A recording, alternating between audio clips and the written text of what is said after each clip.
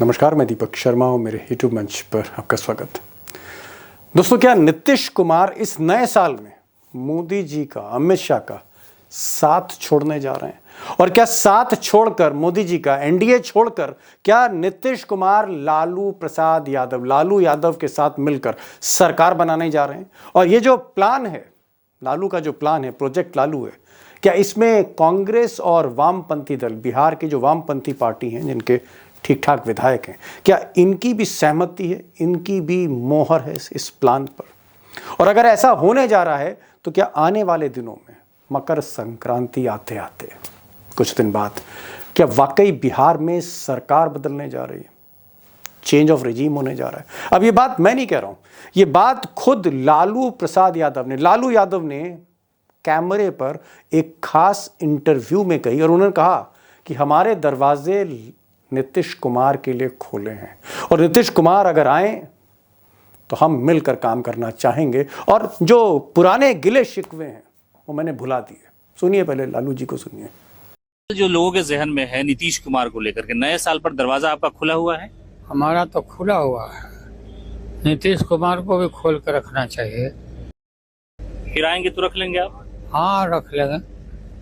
अब लालू यादव कह रहे हैं कि नीतीश कुमार का स्वागत है और हम मिलकर, यानी नीतीश कुमार और लालू मिलकर एक साथ काम करेंगे। और एक और बात उन्होंने कही कि इस नए साल पर सरकार बदलने जा रही बिहार की, ये लालू कह रहे हैं। लेकिन इससे भी ज़्यादा चौंकाने वाली जो शॉकिंग बात है वो ये है, जो सरप्राइज करती है, कि जब नीतीश कुमार से आज राजभवन में एक जलसे में जब मीडिया ने पूछा उनसे कि क्या लालू आपको न्योता दे रहे हैं, ये न्योता आपको स्वीकार है, ये मौका था जब नीतीश कुमार इनकार कर सकते थे। उन्होंने इनकार नहीं किया, नीतीश कुमार मुस्कुरा दिए।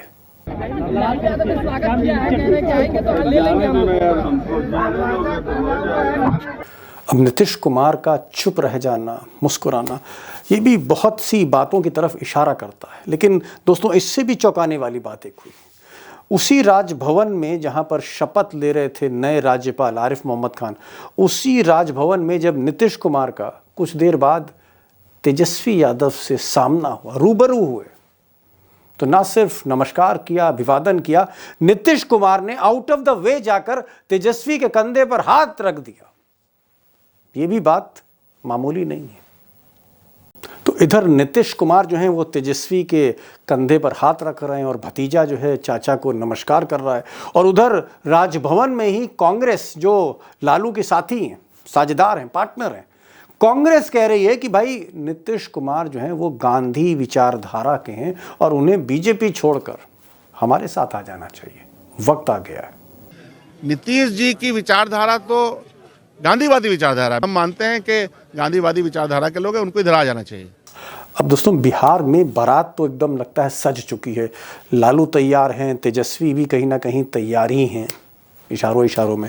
वामपंथी जो इंडिया गठबंधन के जो है मुख्य, आप कह सकते हैं, साझेदार हैं बिहार में, वो भी तैयार हैं, कांग्रेस भी तैयार है। तो बाराती तैयार हैं। अब दूल्हे को फैसला ले रहा है घोड़ी पर सवार होने का। तो नीतीश कुमार क्या फैसला लेंगे आने वाले दिनों में? क्या वाकई लालू का ऑफर जो है, न्यू ईयर का नया ऑफर, न्यू ऑफर, क्या इसको वो स्वीकार करते हैं? ये नीतीश कुमार को तय करना आने वाले दिनों में।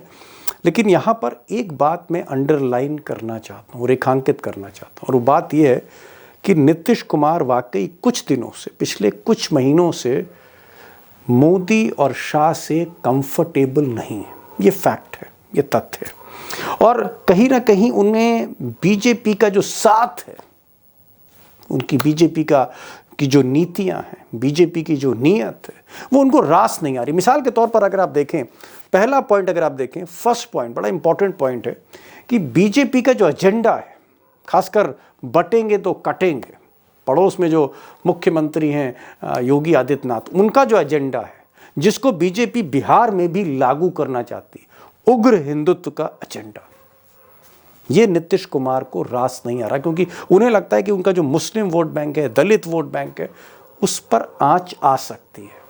और पॉइंट नंबर 2, वो भी बहुत इंपॉर्टेंट है, पॉइंट नंबर 2, जिसने नीतीश को थोड़ा सा सोचने पर मजबूर कर दिया, जिसने नीतीश को असहज कर रखा है बीजेपी को लेकर, वो ये है कि उन्हें लगता है कि कहीं ना कहीं जो जेडीयू है, इसको अमित शाह तोड़ ना दे। यानी जो हाल उन्होंने शरद पवार की पार्टी का किया या उद्धव ठाकरे की शिवसेना का महाराष्ट्र में किया, कहीं वैसा हाल वो जेडीयू का ना कर दें चुनाव के बाद या चुनाव से पहले।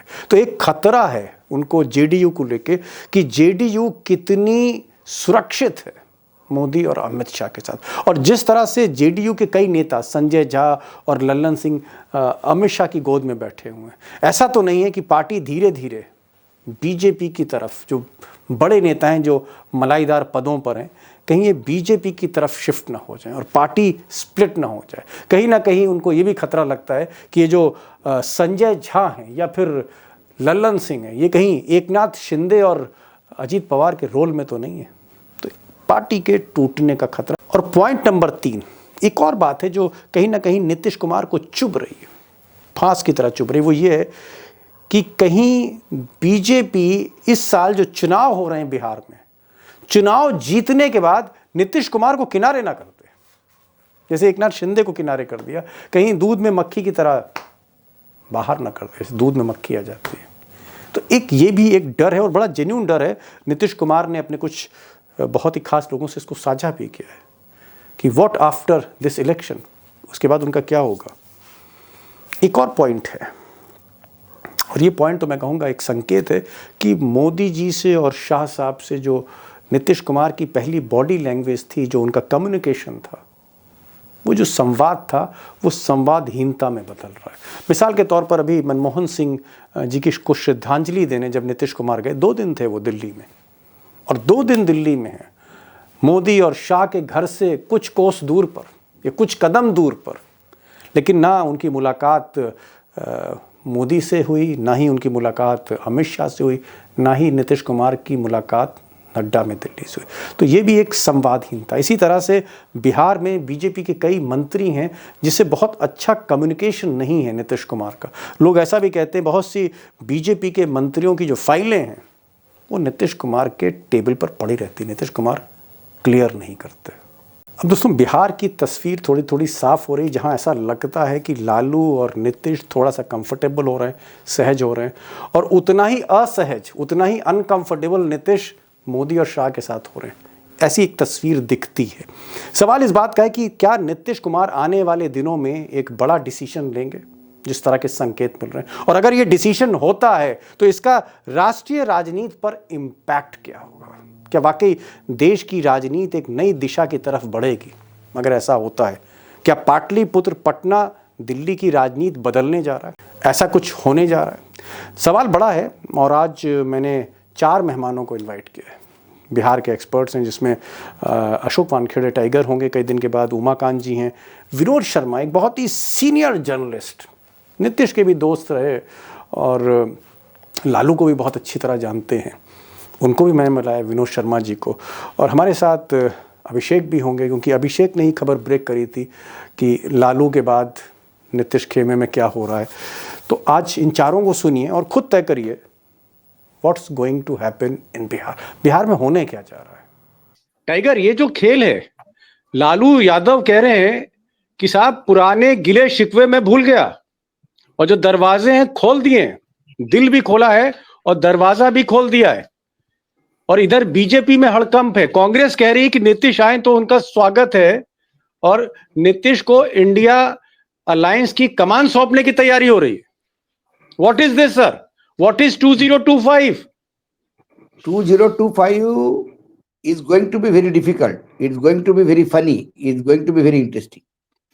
सवाल ये है कि नीतीश कुमार, मैं आपको बता दूं, आप और हम बैठे हुए थे जी स्वर्गीय येचुरी जी के पास।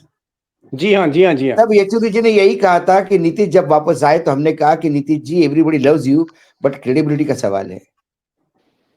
तब नीतीश ने कहा था कि हम किसी भी हालत में अब वापस नहीं जाएंगे, और उसके बाद नीतीश फिर बीजेपी में चले गए। सवाल यह है कि लालू यादव जी ने हमेशा दरवाजे खुले रखे हैं। ये एक बार नहीं, पहले भी बोल चुके हैं, वो दरवाजे खुले हैं। सवाल यह है कि नीतीश ने इस पे जवाब क्या दिया। जब नीतीश को पूछा पत्रकारों ने राज्यपाल महोदय के शपथविधि के बाद, तो नीतीश ने सिर्फ हाथ जोड़ के वहां से निकल जी, नरोवा खुद नरोवा। दूसरी बात, नीतीश एनडीए में ही रहेंगे, एनडीए में थे और एनडीए में ही रहेंगे। ये बात लल्लन सिंह बोल रहे हैं, जो पार्टी में कोई पदाधिकारी नहीं है, न स्पोक्स पर्सन है। वर्तमान में लल्लन सिंह बीजेपी के साथ सत्ता का मक्खन खा रहे हैं। तो उनको यह अधिकार किसने दिया कि जनता दल यूनाइटेड की तरफ स्टेटमेंट देने का? ये सब प्रॉक्सी वॉर चल रहा है। जब लालू जी का भी वो कोई शेड्यूल्ड इंटरव्यू नहीं था, राजू जी को जब पूछा तो उन्होंने कहा कि बिल्कुल नीतीश के लिए तो अच्छा, लालू यादव और मुलायम सिंह जी ऐसे दो लोग थे राजनीति में, मतलब मुलायम जी थे जी, कि वो कभी गिले शिकवे नहीं रखते थे। चलो चलता है, होता है, कभी मनबन भी होती है। उसके बाद जब लल्लन सिंह ने कहा कि हम एनडीए में ही हैं और एनडीए में ही रहेंगे, उसके बाद लालू के बहुत ही नजदीक के लोगों ने फिर स्टेटमेंट दिया। एक लालू के कैबिनेट मंत्री है उसमें, उन्होंने कहा राजनीति में कोई किसी का परमानेंट दुश्मन और परमानेंट मित्र नहीं रहता, ये तो साथ देना देना तो चलता रहता है। तो कुल मिलाकर नीतीश कुमार ने अपने पत्ते बड़े क्लोज रखे हैं, पत्ते खोलते नहीं, लगातार पत्ते खोलते नहीं है। और उनको सबसे बड़ा है कि उनको अपना वजूद बचाना है। ओहो, वो जानते हैं कि वो आरजेडी के साथ थे तो 70 पे थे, बीजेपी के साथ आ गए तो 45 पे आ गए। क्या पासवान का कार्ड बीजेपी ने नहीं खेला था? बीजेपी के एहसान पे वो मुख्यमंत्री है। देखिए, ये सरकार एनडीए की है। अभिषेक जी हमेशा कहते हैं कि हमारे बिहार में विपक्ष बदलता है, मुख्यमंत्री वही रहता है। लेकिन आखिरी मौका है वैसे। लेकिन पिछली सरकार नीतीश की सरकार कहलाती थी, ये सरकार एनडीए की सरकार है। बिल्कुल, बिल्कुल। नीतीश और आरजेडी बराबरी में थे। यहां एकनाथ शिंदे जैसी इनकी स्थिति है, तो इनको डर है इनकी परिणति एकनाथ शिंदे जैसी ना हो। ओके, तो वजूद बचाने के लिए इनको कुछ ना कुछ डिसीजन लेना होगा। लेकिन जब वो डिसीजन लेंगे तो क्या पूरी पार्टी साथ में रहेगी, ये बहुत बड़ा सवाल है। बहुत बड़ा सवाल है, बहुत बड़ा सवाल। टाइगर ने दो बड़ी बातें कही। उन्होंने कहा कि नीतीश के पास विकल्प चुनाव के बाद नहीं है। चुनाव के बाद एकनाथ शिंदे जैसा हाल हो सकता है उनका, चुनाव से पहले उनके पास विकल्प है।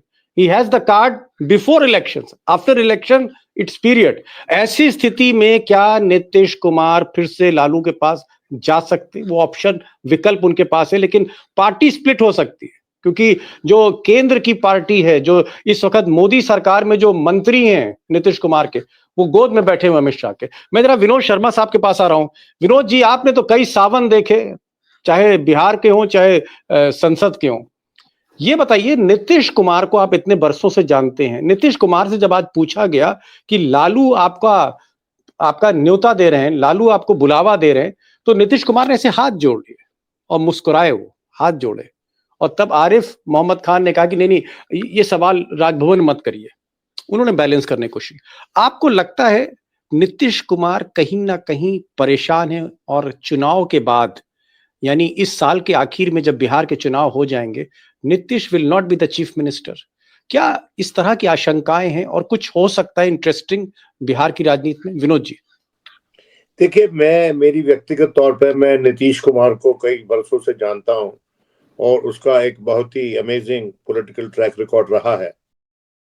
मेरा ये मानना है कि नीतीश कुमार अब क्या बदलेंगे, क्या नहीं कि अपनी पार्टी साथ रख सकते हैं क्या, या कुछ बकरियां चुरा के ले जाएंगी, उनकी भेड़ें चुरा के ले जाएंगी? कीप स्टीलिंग होगी कि नहीं होगी? 100% होगी। बीजेपी वाले करेंगे। उनके जो हितैषी हैं, उनके जो कॉन्फिडेंस हैं, जिस बोलते हैं, जो जी लल्लन सिंह हैं, वो आज के दिन मंत्री हैं, जैसा कि अशोक वानखेड़े बोल रहे थे। और वो आदमी एक जमाने में खास आदमी होता था और उसके जरिए एक बार कोशिश हो रही थी पार्टी तोड़ने की, आरजेडी। ओहो, अब आप मानते हैं विनोद जी कि Lallan Singh is not a reliable person, उन पर भरोसा नहीं किया जा सकता लल्लन सिंह पर? नीतीश कुमार ने स्वयं से तय कर लिया था कि वो रिलायबल नहीं है। वो पार्टी के अध्यक्ष थे ना जी, हटा दिया उनको, लिया था नीतीश जी ने उनसे जी। वो जो इनसे पहले जो आईएएस ऑफिसर होते थे, जिस तरह का शक उन पे था उसी तरह का शक इन पे था। जी हाँ, आरसीपी सिंह। हाँ, तो ये कोई मामला इतना सरल नहीं है। और मैं ये समझता हूँ कि आज के दिन भारतीय जनता, और जब चले भी जाएंगे, मान लीजिएगा, तो केंद्र में सरकार तो नहीं बदलती नायडू के बिना। केंद्र में सरकार बदलने की स्थिति में वो नहीं है। बिहार में मैं समझता हूं कि अगर चले जाते हैं उस तरफ तो देखना पड़ेगा कि कितना चमत्कार करने में सक्षम है आज के दिन। जी जी जी। एक चीज मैं जानना चाह रहा था, अमित शाह और नरेंद्र मोदी, अगर अमित शाह बिहार की राजनीति को देख रहे हैं, आरिफ मोहम्मद खान को वहां पर गवर्नर बनाया है जो राजनीतिक रूप से कहीं ज्यादा असरदार हैं आज के जितने गवर्नर हैं, भरोसेमंद हैं, क्या आपको लगता है कि अगर 2025 का चुनाव एनडीए जीत जाती है अगर एनडीए, तो क्या नीतीश कुमार को अमित शाह मोदी मुख्यमंत्री बनाएंगे या फिर इनका हाल एकनाथ शिंदे जैसा होगा, या आपको नवीन पटनायक जैसा इनका हाल दिखता है? 2025 के बाद क्या होगा? क्या he will be the chief minister? Politics is a game of possibility, और पॉलिटिक्स में कोई किसी का परमानेंट दोस्त नहीं होता और एनिमी नहीं होता, और उसी बेसिस पे हम बात कर रहे हैं आज के दिन। अब नीतीश कुमार दोबारा मुख्यमंत्री बनने की कोशिश में है, क्या वो इसलिए उधर जाएंगे, इतनी बड़ी मुसीबत मोल लेंगे, या फिर इंतजार कर लेंगे? देखिए, बात यह है कि नीतीश कुमार के पर ऑलरेडी काट दिए जा चुके हैं। Today Nitish Kumar is a junior partner, consistently वो senior partner as a senior partner बन के बीजेपी के साथ मिलकर राज करते थे। लेकिन बीजेपी जो है वो बेताल है जो विक्रम ढूंढता रहता है, और बिहार में उनके विक्रम जो है वो नीतीश कुमार है उस बेताल के। जिस तरह से आंध्र प्रदेश में उसके चंद्रबाबू नायडू थे एक टाइम में, तो जो क्षेत्रीय दल है उनको ये बेताल विक्रम बनाता है और परमानेंटली नहीं बनाता। तो उनका समय मुझे लगता है कि नीतीश कुमार, एक तो मैं समझता हूँ हेल्थ परफेक्ट नहीं है उसमें, और दूसरा नीतीश अभी मतलब मैं समझता हूँ कि रिटायरमेंट एज पे हैं पॉलिटिक्स में, और देखना यह है कि वो पहले वो किसी औरों को रिटायर करके जाते हैं या खुद रिटायर हो जाते हैं। विनोद शर्मा है कह रहे हैं कि जो हेल्थ इश्यूज हैं, जो एज है, जिस तरह से पर कतर दिए हैं नीतीश कुमार के अमित शाह ने और मोदी ने, एक बहुत डिफिकल्ट सिचुएशन है। और अगर नीतीश कुमार कोई पैतरा बदलते भी हैं या यू टर्न लेते हैं तो केंद्र में जो जेडीयू के मंत्री हैं, सांसद हैं, वो शायद उनके साथ जाएंगे या मोदी के साथ जाएंगे। इसको लेकर बहुत से सवाल है। अभिषेक भाई, आप तो 24 घंटे पल पल की खबर रखते हैं, कई खबरें आपने ब्रेक भी की, रात में ही आपने खबर ब्रेक कर दी थी लालू वाली। क्या वाकई जमीन पर हलचल है और आरजेडी यानी लालू कैंप और नीतीश कुमार कैंप के बीच में दरमियान बातें हो रही हैं, बातचीत हो रही है, खिचड़ी पक रही है या खिचड़ी पक चुकी है? सिचुएशन क्या है इस वक्त? देखिए, बिहार में खेला जो कहते हैं ना, चैनलों पे चल रहा है कि खेला हो रहा है, वो खेला तो हो चुका है बिहार में। क्या और कितना है इस बार? खेला हो चुका है बिहार में। औपचारिक ऐलान कभी भी हो सकता है, मकर संक्रांति आने दीजिए, उसके बाद हो जाएगा कभी भी।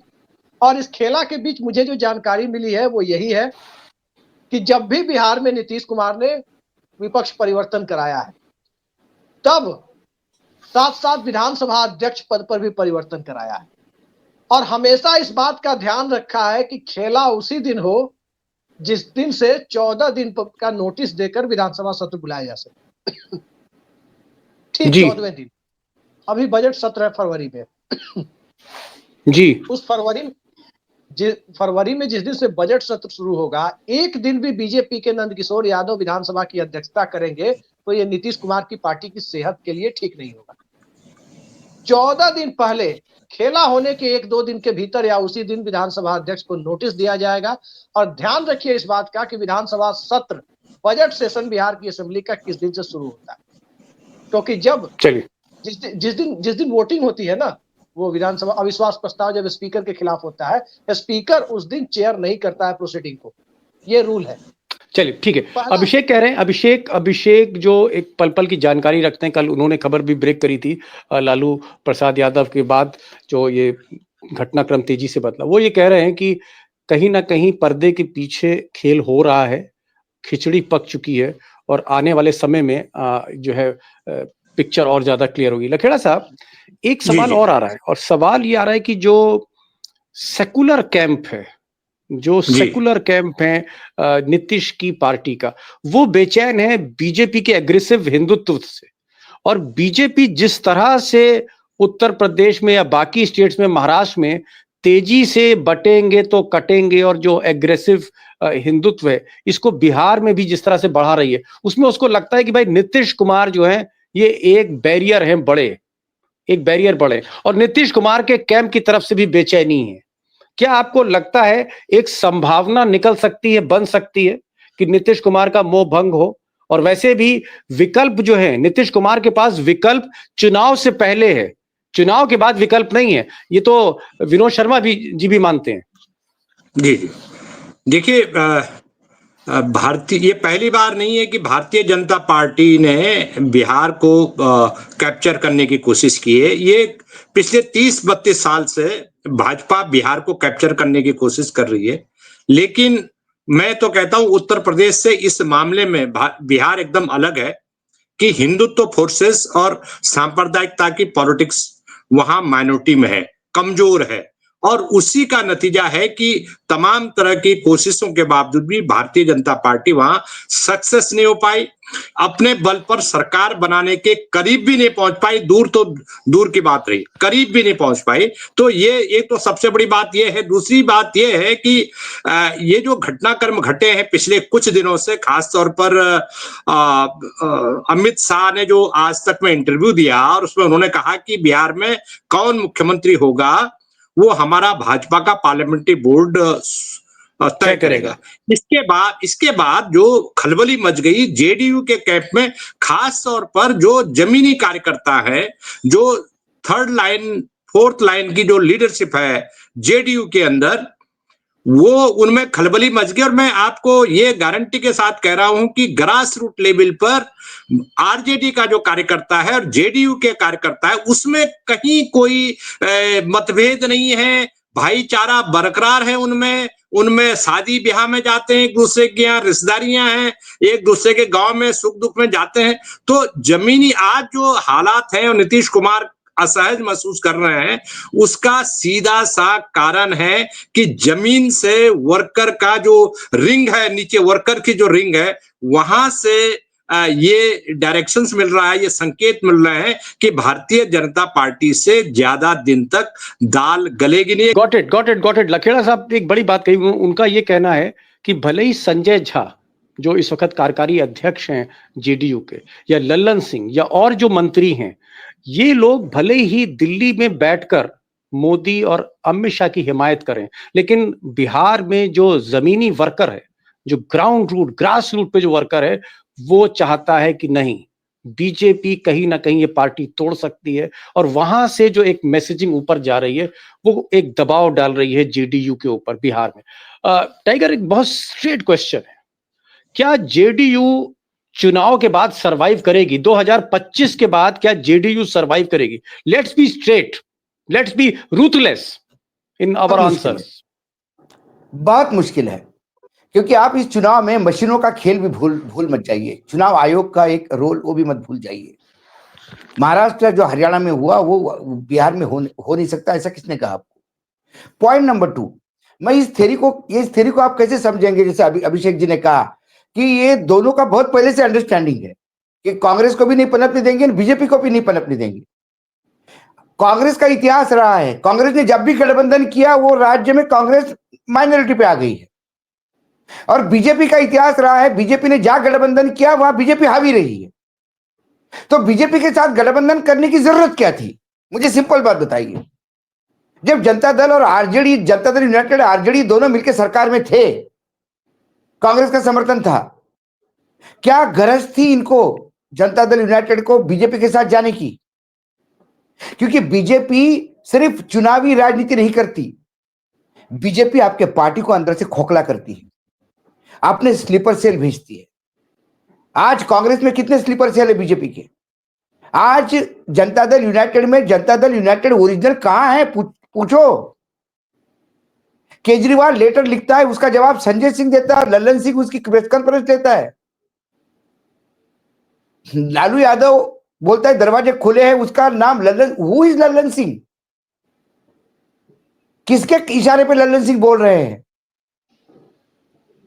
क्या उन्होंने ये कहा कि ये तो नीतीश जी? लल्लन सिंह कौन है? लल्लन सिंह क्या लल्लन सिंह एकनाथ शिंदे हैं? लल्लन सिंह अजीत पवार है? कौन है? बता तो दीजिए भाई लल्लन सिंह के बारे में कुछ। भाई एकनाथ शिंदे हैं ओके। सत्ता के।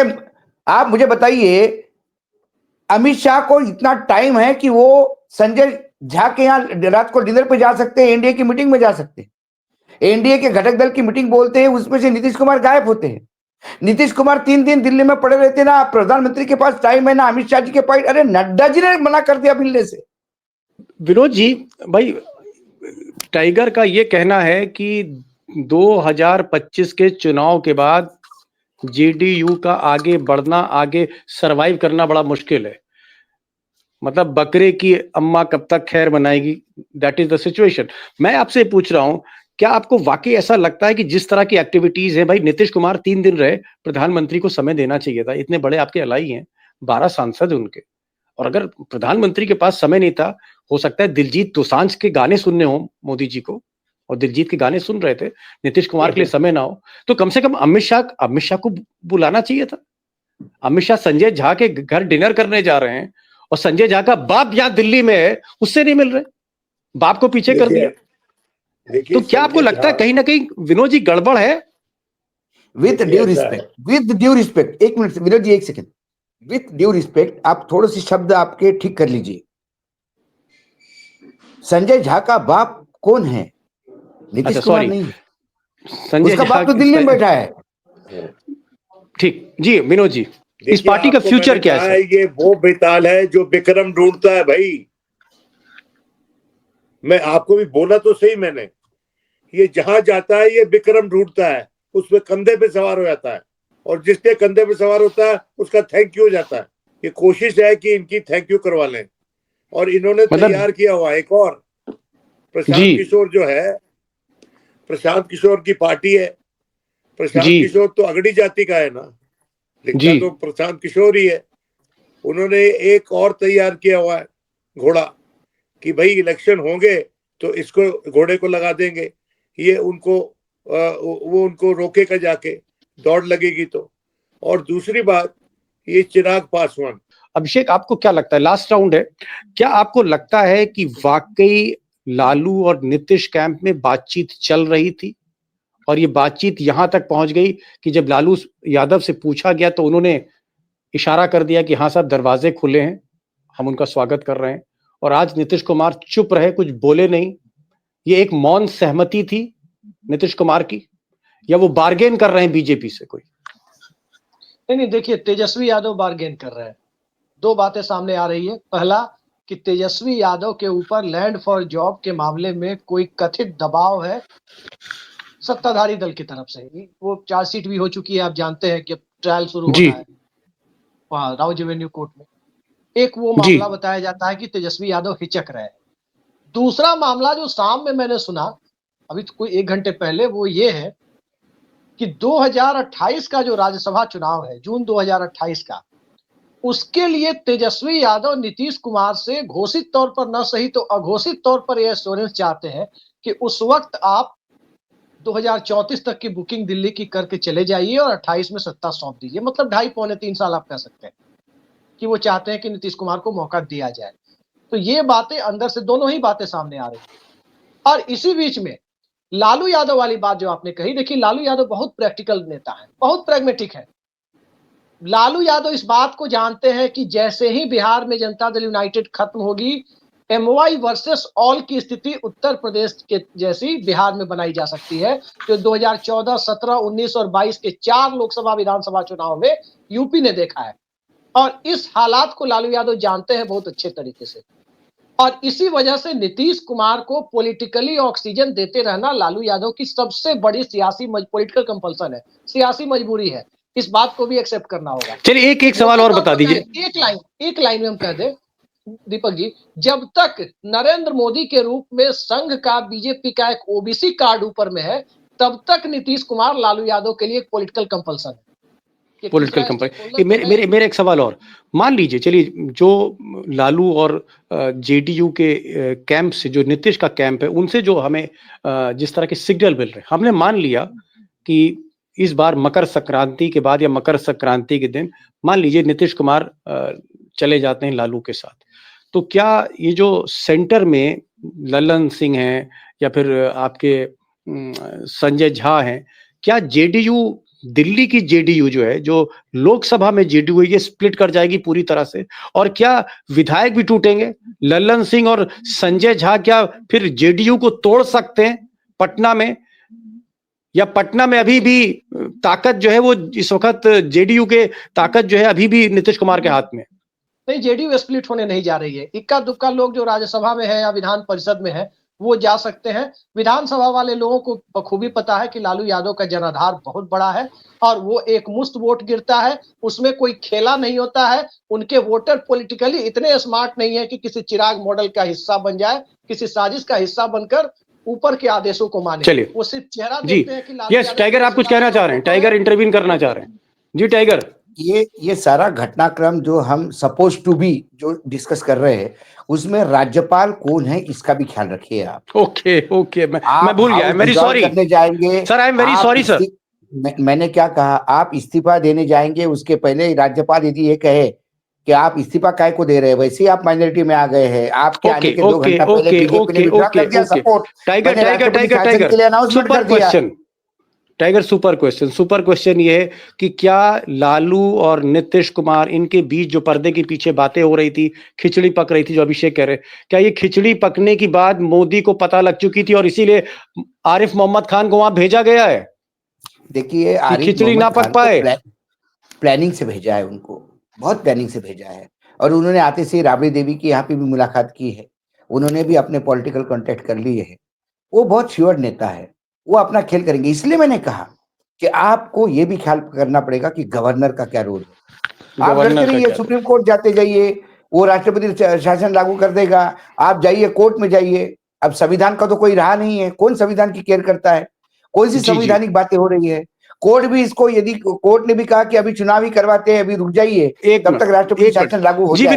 विनोद जी कुछ कहना चाह रहे हैं, ऐड करना चाह रहे हैं? देखिए अशोक जी, उसको नीतीश के जिंदा रहते हुए अगर उसको पशेमान किया जाएगा, अगर किसी भी तरह से उसकी बेइज्जती की जाएगी किसी भी कारण से, तो उसका बहुत बड़ा फॉल आउट होगा बिहार में।